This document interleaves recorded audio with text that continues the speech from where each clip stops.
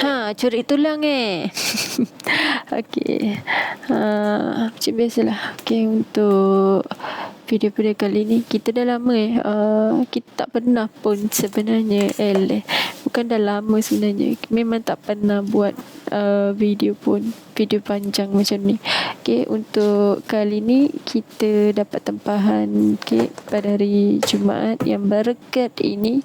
Okey, kita dapat tempahan pagi lah, dia nak malam. Daripada pagi Jumaat kita dapat tempahan, jadi dia nak pada selepas Isyak. Jadi kita rushing sikit lah untuk buat kek ni. Yang ni kek ni saiz 8 inci.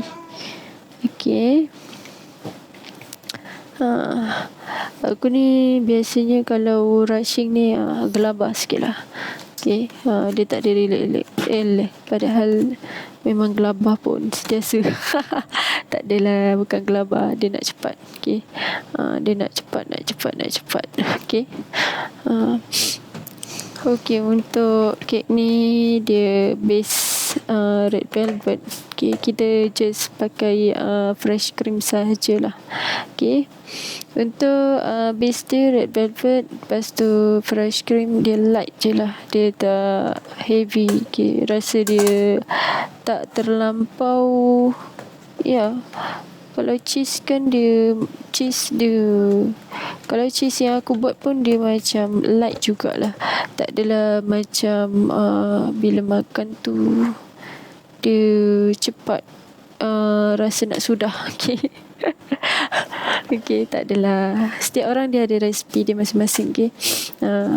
Kita hormat masing-masing punya resepi. Untuk kali ni yang ni aku tengah coating apa semua. Aku lebih suka tak pakai piping bag. Kalau pakai piping bag dia lagi senang lah, tapi yang ni lagi senang. Aku tak pasti cara korang yang mana yang lebih senang. Kalau korang selesa nak buat nak pakai piping bag, baik guna piping bag lah. Kalau selesa macam ni, boleh guna macam ni. Tak ada masalah. Kita dah sampai pada part untuk licinkan kek. Untuk licinkan kek ni dia sebenarnya kena bagi set dululah dekat peti sejuk, tapi aku sangat-sangat rushing. Aku tak suka kalau masa tu terlampau pack sangat. Bertambah-tambah pula aku tengah dukung si kecil tu. Aku lebih suka nak cepat siap. Bermain dengan fresh cream ni dia memang kena cepat-cepat lah. Kalau tak cepat nanti nanti kau akan rasa macam terlampau rushing. Part-part yang belakang sekali tu kau tak sempat nak fikir-fikir apa tau. Aku lebih suka kalau macam ada masa lah untuk aku tambah-tambah dekor ke, tambah-tambah sikit-sikit ke. Aku tak suka kalau buat dekor kek ni dia rushing tau. Nanti macam kalau macam final gambar tu, final bukan gambar, sorry, bukan gambar, final kau punya hasil tu, tak macam yang kau impikan lah. Walaupun aku ni sebenarnya bukannya pro sangat lah, biasa-biasa je. Aku pun dah lama tak baking, sampai lebih kurang lah 7-8 bulan macam tu lah. Usia anakku dah berapa bulan 10 bulan. Sekarang ni dia dah masuk 10 bulan. Aku dah berdukung dia. Dia tak nak lepas. Dia breastfeeding.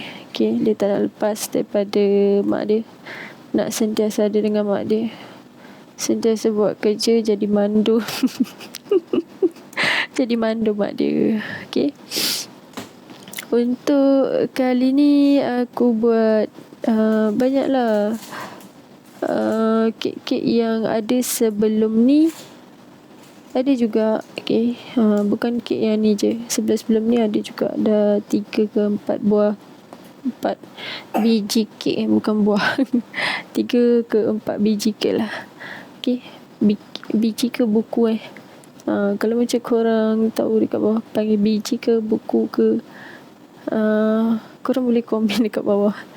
Aku punya aku punya tata bahasa ni dah hilang ke tata suryaan dia. Jadi part yang paling mendebarkan lah bagi aku sepanjang aku baking ni, selain daripada semasa kita bakar kek tu, kita nak tengok dia gebu ataupun tak. Gebu ataupun kecut. Selain daripada tu, untuk kek yang berkrim macam ni, dia punya hasil akhir itulah. Dekor hasil akhir masa kita Jadi kita dah sampai pada fasa yang last. Dekor touch-up sikit lah. Kalau macam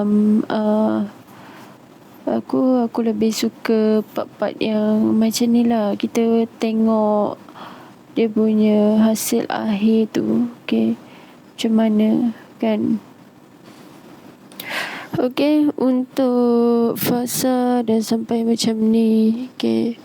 Aku pun tinggal tulis nama. Tulis apa yang customer request.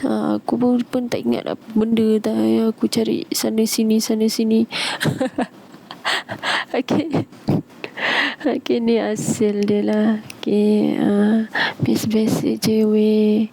Sikit-sikit kan. Aku kalau buat kek kan, ke sana ke sini, aku pun kadang-kadang lupa apa benda yang aku nak ambil. Last aku letak ni lah atas dekat kotak. Tak pisau dan juga lilin lah. Lilin kalau macam korang nak guna, korang boleh guna. Kalau tak nak, korang boleh just simpan je lah.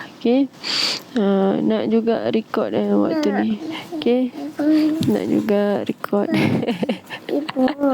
Sengih. Aduh. Sengih. Aduh.